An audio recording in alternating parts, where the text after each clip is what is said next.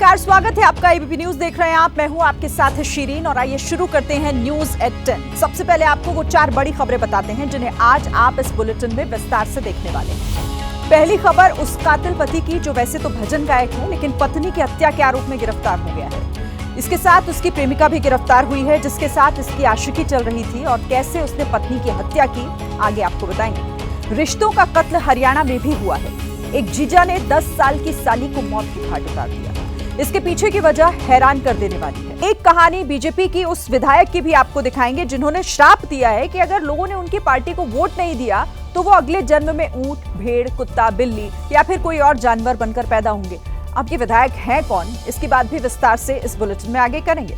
लेकिन पहले आपको आगे बढ़ते हुए सबसे पहले राजस्थान के भीलवाड़ा से आया हुआ एक खौफनाक वीडियो दिखाते हैं। यहाँ पर चलते चलते पहले एक कंटेनर आग का गोला बन गया और जब लोग इस घटना का वीडियो बना रहे थे तभी कंटेनर में ऐसा ब्लास्ट हुआ मानो कोई बम फट गया हो। हालांकि इस धमाके में किसी की जान नहीं गई, लेकिन यह विस्फोट इतना भयानक था कि इसे देखकर ही लोगों को डर लगने लगा। बताया जा रहा है कि कंटेनर में पार्सल के साथ साथ सिलेंडर भी रखे हुए थे जो आग लगने के बाद एक एक कर फटने लगे। तस्वीरें आपके सामने हैं। ये एक्सक्लूसिव तस्वीरें इस वक्त एबीपी न्यूज पर हम आपको दिखा रहे हैं। किस तरीके से कंटेनर में आग लगी, सिलेंडर बताया जा रहा है कि इस कंटेनर में रखे हुए थे जिसके बाद एक के बाद एक यहां पर विस्फोट होने लगे।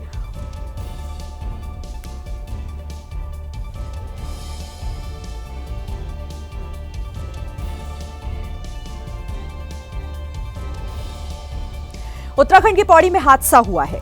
यहां सीमेंट से लदा हुआ ट्रक खाई में गिर गया। जिस वक्त ये ट्रक खाई में गिरा एक शख्स ने उसका वीडियो बना लिया। जैसे ही ट्रक खाई में गिरा लोगों को ट्रक में मौजूद शख्स की चिंता सताई।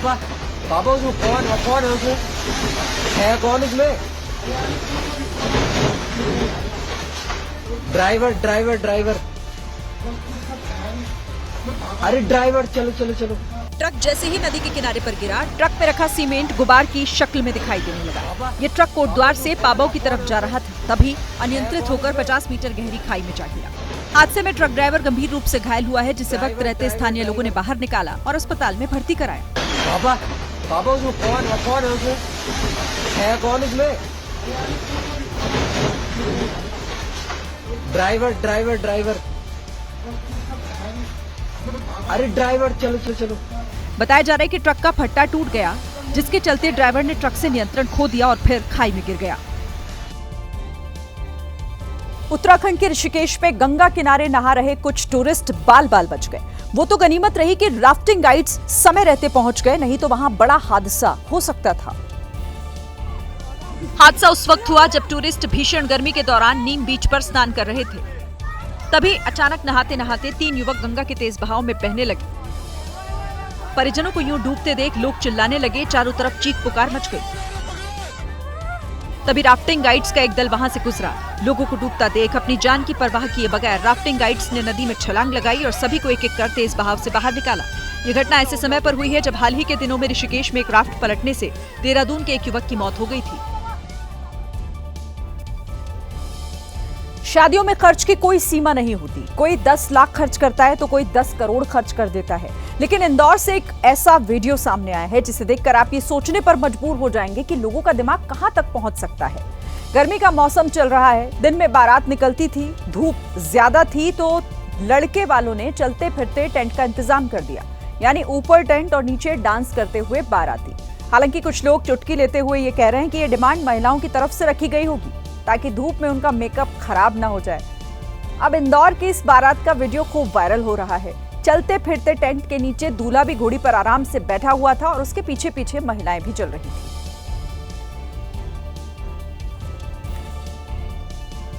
दिल्ली से सटे गुरुग्राम में उस वक्त हड़कंप मच गया जब मानेसर चौक के पास एक गैस पाइपलाइन में अचानक से लीकेज हो गया।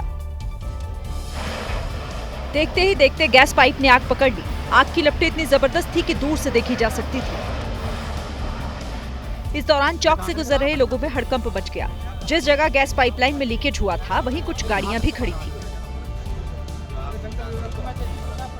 आग की भीषण लपटों में एक एक कर गाड़ियों को अपनी चपेट में ले लिया और पल भर में गाड़ियां राख के ढेर में तब्दील हो गई।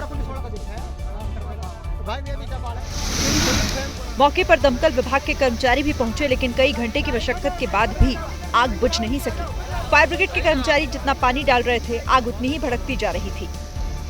आखिरकार जब गैस पाइप की लाइन को बंद किया गया तभी आग पर काबू पाया जा सका, लेकिन तब तक अच्छा खासा नुकसान हो चुका था। मध्य प्रदेश के देवास में एक टेंट के गोदाम में अचानक आग लग गई, जिससे गोदाम मालिक को लाखों का नुकसान हो गया है। आग इतनी भीषण थी कि लपटों ने कुछ ही पलों में विकराल रूप धारण कर लिया। देखते ही देखते पूरे आसमान में काले धुएं का गुबार छा गया। इससे पहले लोग कुछ समझ पाते, पूरा टेंट हाउस जलकर खाक हो गया। स्थानीय लोगों ने आग बुझाने की कोशिश भी की, लेकिन तब तक नुकसान हो चुका था। जहां आग लगी उसी के ठीक बगल में एक पेट्रोल पंप भी था। गनीमत रही कि आग पेट्रोल पंप तक नहीं पहुंची, नहीं तो बड़ा नुकसान तय था। बताया जा रहा है कि आग शॉर्ट सर्किट की वजह से लगी थी। टागा पेट्रोल पंप के पीछे टेंट हाउस में आग लग चुकी है। इधर यूपी के गोंडा में अचानक मौसम का मिजाज बदल गया। दिन में तेज धूप के बाद अचानक शाम को बारिश होने लगी।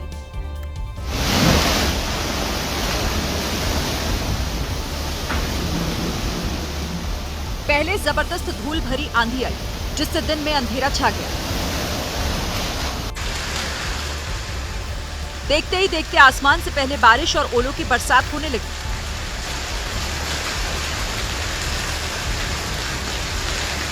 तेज आंधी से कई इलाकों में पेड़ गिर गए और कई जगह बिजली के तार टूट गए, जिससे कई इलाकों में अंधेरा छा गया। आधे घंटे की बारिश ने लोगों को गर्मी से राहत तो दी, लेकिन किसानों की चिंता बढ़ा दी। खेतों में कटाई के लिए तैयार गेहूं की फसल बारिश से भीग गई है।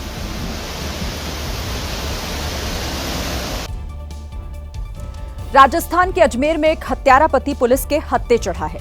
इस शख्स ने अपनी पत्नी की प्रेमिका के कहने पर यहां हत्या की है। हैरानी की बात तो यह है कि पत्नी प्रेग्नेंट थी।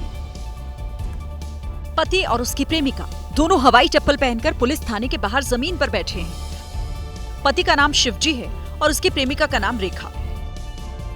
शिवजी भजन गाता है और करीब 5 साल पहले भजन कार्यक्रम के दौरान ही मंदिर में रेखा से उसकी मुलाकात हुई थी। दोनों के बीच प्यार हुआ। रेखा ने शादी के लिए शर्त रखी कि शिवजी को अपनी पत्नी की हत्या करनी होगी।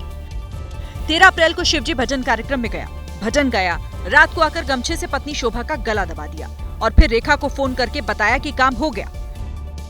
पुलिस की पूछताछ में शिवजी ने पहले पत्नी की मौत की वजह हार्ट अटैक बताई, फिर आत्महत्या बताई, लेकिन सख्ती से पूछा तो उसने गुनाह कबूल कर लिया।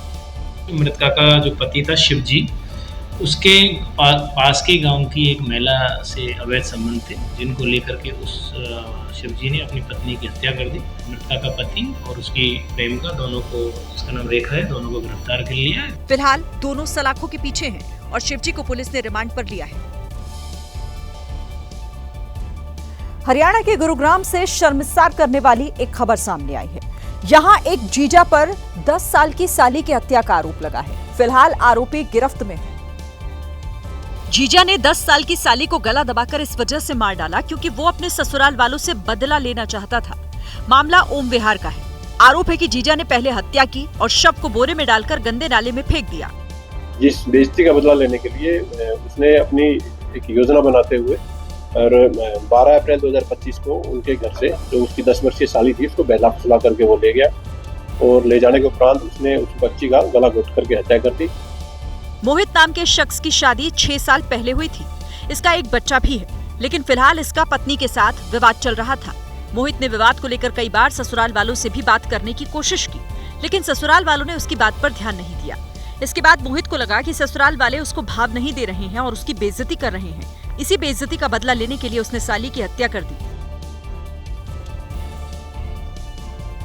यूपी के शाहजहांपुर में एक मामा ने अपने भांजे का कत्ल कर दिया। पुलिस ने अब आरोपी मामा को सलाखों के पीछे भेज दिया है। 45 साल का आरोपी प्रेमपाल अनमैरिड था और बच्चे को गलत नीयत के इरादे से खेत पर ले गया था। बच्चे ने शोर मचाया तो मामा ने भांजे का गला घोटकर उसकी हत्या कर दी और लाश को बगल के ही एक गेहूं के खेत में छिपा दिया। प्रकाश ने अपने भांजे से एक पर्ची भी लिखवाई ताकि हत्या का शक उस पर न जाए, लेकिन पुलिस को मौके वारदात से एक बटन मिला जो आरोपी प्रेमपाल की गले की फांस बन गया। फिलहाल आरोपी पुलिस के शिकंजे में है। आगे की तफ्तीश जारी है।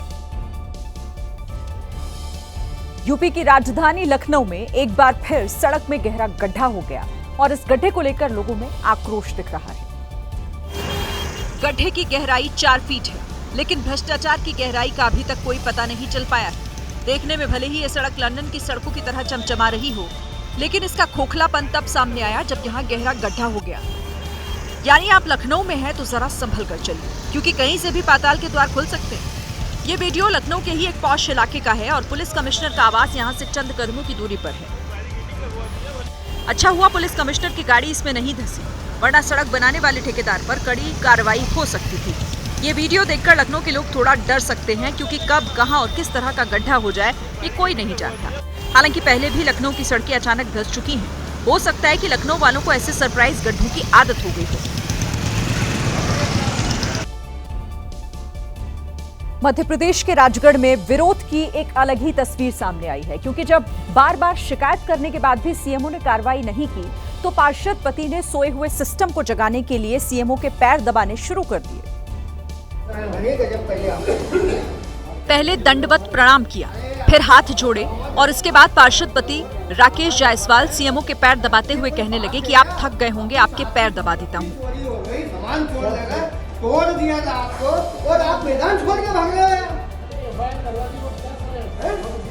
मेरा ये अनुरोध था कि आपको रुकना था। और यहीं से शुरू हुआ एक ऐसा प्रदर्शन जिसने प्रशासनिक निष्क्रियता की पोल खोल दी।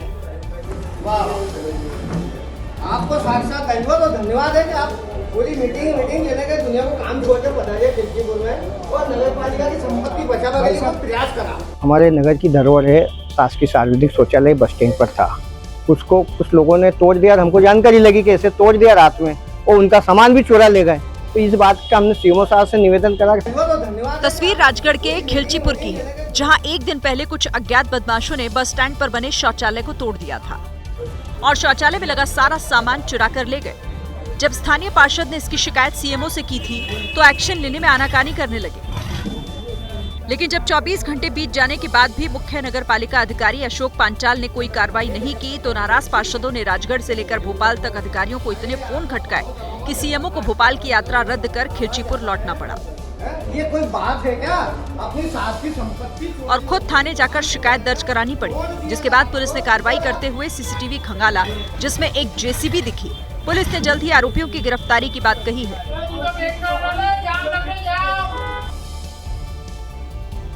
मध्य प्रदेश की बीजेपी विधायक उषा ठाकुर का एक बयान खूब वायरल हो रहा है। बीजेपी विधायक ने कहा है कि अगर बीजेपी को वोट नहीं दिया और वोट को बेचा, तो अगले जन्म में ऊंट या भेड़ बनकर पैदा होना पड़ेगा।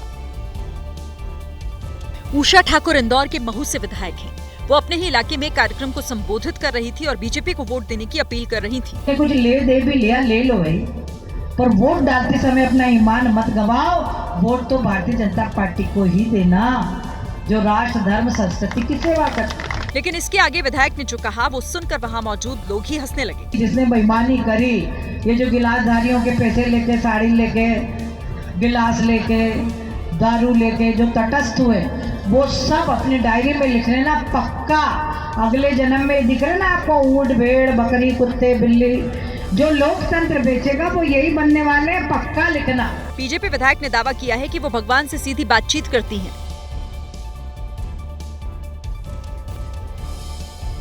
महाराष्ट्र के भिवंडी में 5 साल पुराने हत्याकांड का पर्दाफाश हुआ है।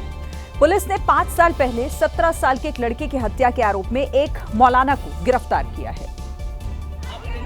घटना साल 2020 की है, लेकिन खुलासा 5 साल बाद 2025 में हुआ। आरोप है कि मौलाना ने नाबालिग शोएब शेख के शव के टुकड़े करके अपनी दुकान के नीचे दबा दिया। घटना भिवंडी के नवी बस्ती में हुई, जहां आरोपी मौलाना गुलाम रब्बानी शेख ने अपनी दुकान के अंदर एक नाबालिग का यौन शोषण किया था, जिसे शोएब ने देख लिया था।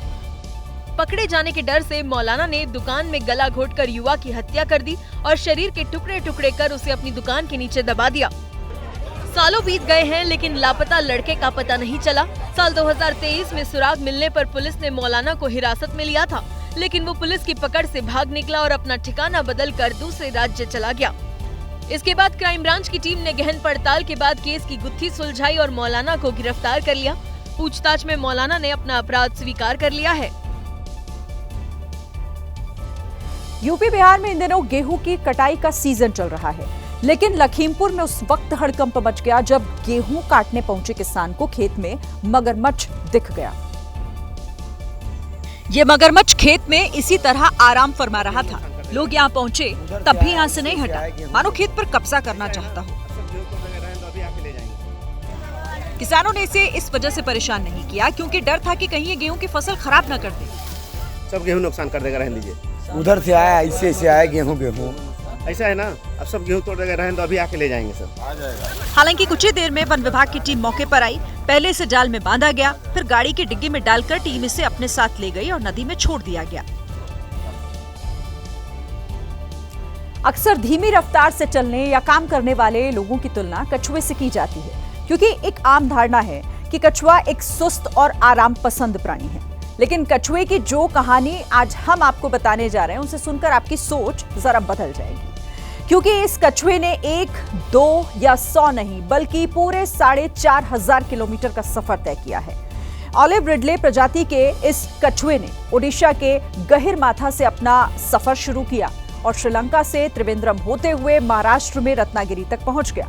यानी बंगाल की खाड़ी से हिंद महासागर और फिर अरब सागर तक का सफर इस कछुए ने अकेले तय किया। वैज्ञानिकों का कहना है कि ऑलिव प्रजाति के कछुए समुद्र में लंबी दूरी तय करने में सक्षम होते हैं, लेकिन संभवतः ये पहली घटना है कि जब एक कछुए ने 4,500 किलोमीटर की समुद्री दूरी तय की हो। कछुए का सफर इसीलिए भी पकड़ में आया क्योंकि इस कछुए पर टैग लगा हुआ था। ओडिशा की गहिरमाथा वाइल्ड लाइफ सेंचुरी में 18 मार्च 2021 को इसे टैग नंबर 03233 अलॉट किया गया था। उसी टैग की मदद से वैज्ञानिक और रिसर्चर्स इस कछुए को ट्रैक करते रहे। रत्नागिरी पहुंचकर इस कछुए ने 120 अंडे भी दिए, जिनमें से 107 बच्चे भी निकले हैं। अब देश में चल रही राजनीति की बात करते हैं। बंगाल के मुर्शिदाबाद में हुई हिंसा के खिलाफ आज कूच बिहार में एबीवीपी के कार्यकर्ता सड़कों पर उतर आए, लेकिन दिक्कत ये थी कि इस प्रदर्शन के लिए परमिशन नहीं थी। भीड़ आगे बढ़ी तो पुलिस ने लाठीचार्ज कर दिया। हाथों में भगवा झंडा लेकर एबीवीपी के ये सदस्य ममता सरकार के खिलाफ नारेबाजी करते हुए कूच बिहार के डीएम का दफ्तर घेरने जा रहे थे, लेकिन रास्ते में भारी सुरक्षा बल मौजूद था।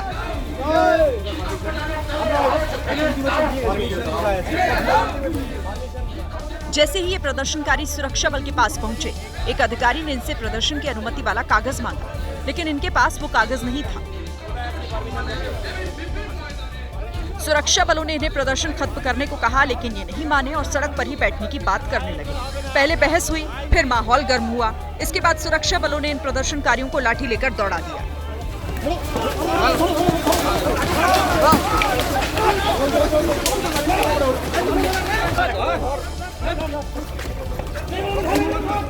जैसे ही लाठियां पड़नी शुरू हुई, ये प्रदर्शनकारी भगवा झंडा सड़क पर ही फेंककर भागने लगे। काफी दूर तक इन प्रदर्शनकारियों को खदेड़ा गया। इस बीच सुरक्षा बलों ने एक रिक्शे वाले को पकड़ा, जिसके रिक्शे पर भगवा झंडा लगा हुआ था। पुलिस की लाठी के डर से कई प्रदर्शनकारी पास में मौजूद नदी में कूद गए। बाद में सुरक्षा बलों ने इन्हें गाड़ी में बैठाया और यहां से ले गए।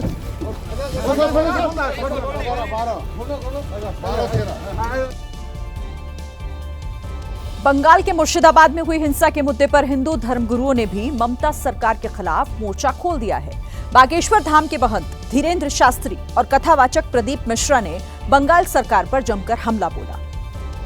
मुद्दा इस बात को बनाया जा रहा है कि एक महिला मुख्यमंत्री होने के बाद भी मुर्शिदाबाद की हिंदू महिलाओं को पलायन करने पर क्यों मजबूर होना पड़ा। मुर्शिदाबाद की हिंसा प्रायोजित हिंसा है, कहीं न कहीं वहाँ की सरकार का हाथ है। एक प्रकार से हिंदुओं के खिलाफ मूव लॉन्चिंग की जा रही है, हिंदुओं को डराने के लिए। उधर बीजेपी के विरोधी कह रहे हैं कि ये कथावाचक बीजेपी के लिए प्रचार करते हैं।